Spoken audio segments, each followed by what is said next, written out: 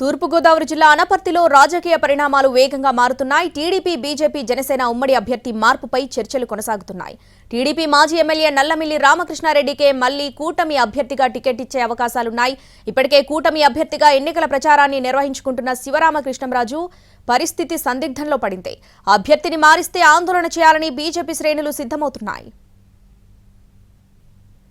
ఇక అనపర్తి తాజా రాజకీయాలపై మరింత సమాచారాన్ని మా ప్రతినిధి శ్రీనివాస్ అందిస్తారు.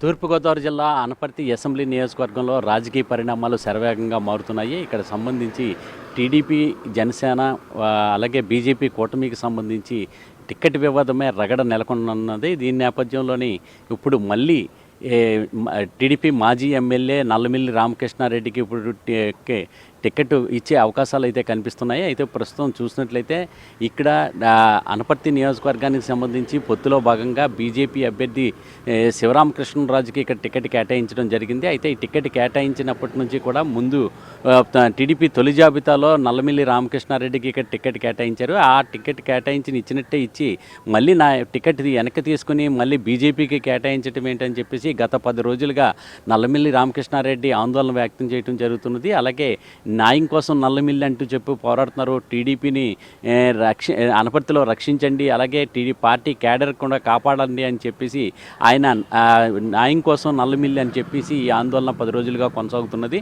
అయితే ఈ నేపథ్యంలోని 2 సార్లు టీడీపీ అధినేత చంద్రబాబు నాయుడు 2 సార్లు నల్లమిల్లి రామకృష్ణారెడ్డిని పిలిచి ఒకసారి రామచంద్రపురంలోని మరొకసారి నల్లజర్లలోని కూడా 2 చోట్ల కూడా ఆయనతో భేటీ కావడం జరిగింది. భేటీ అయ్యి 2 సార్లు కూడా చంద్రబాబు రామకృష్ణారెడ్డిని బుజ్జగించారు. అయినప్పటికీ కూడా రామకృష్ణారెడ్డి ఎట్టి పరిస్థితుల్లోని తను వెనక్కి తగ్గేదే లేదు, తనకు ఎక్కడ అనపర్తిలో టీడీపీని రక్షించండి, అలాగే పార్టీ క్యాడర్ని కాపాడండి అంటూ కూడా అదే స్టాండ్ మీద ఆయన ఉండిపోవటం జరిగింది. ఈ నేపథ్యంలోని చంద్రబాబు నాయుడు 2 రోజుల్లో నీకు న్యాయం చేస్తానని చెప్పిన నేపథ్యంలో నిన్న చూసినట్లయితే ఇక్కడ రాజమండ్రిలో ఉన్న బీజేపీ రాష్ట్ర అధ్యక్షురాలు అలాగే రాజమండ్రి పార్లమెంట్ అభ్యర్థురాలైన పౌరంధరేశ్వరిని నల్లమిల్లి రామకృష్ణారెడ్డి కలుసుకోవడం జరిగింది. కలుసుకుని ఇదే విషయాన్ని ఇక్కడ ఏం జరుగుతున్నది, ఇక్కడ అనపర్తిలో పార్టీ క్యాడర్ ఎలాగున్నది, ఎటువంటి అసంతృప్తులు నెలకొన్నాయి, టీడీపీకి బీజేపీకి అక్కడికి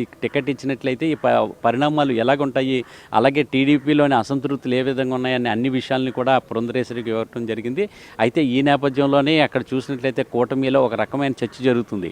అయితే ఇప్పటికే చంద్రబాబు నాయుడు ఈ అనపర్తి టికెట్ను వెనక్కి తీసుకుని అలాగే బీజేపీకి పల్లెలు అసెంబ్లీ నియోజకవర్గాన్ని కేటాయించాలనేది ఒక ప్రతిపాదన కూడా చంద్రబాబు చేయడం జరిగింది.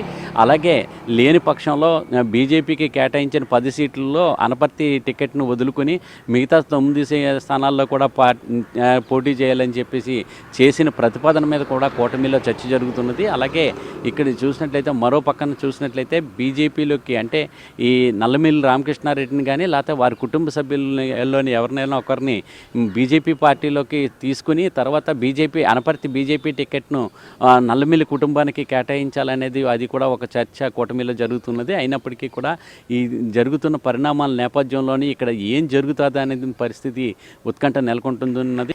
అనపర్తి అసెంబ్లీ టికెట్ను మార్పు చేస్తారా లేకపోతే ఈ బీజేపీకి నల్లమిల్లి కుటుంబానికి బీజేపీలోకి ఆహ్వానించి బీజేపీ టికెట్ మళ్ళీ నల్లమిల్లి కుటుంబానికి ఎవరికైనా కేటాయిస్తారా లేకపోతే టీడీపీకి ఈ టికెట్ను వదులుకుంటారా అనేది మట్టికి అందరూ ఉత్కంఠంగా ఎదురు చూడటం జరుగుతుంది.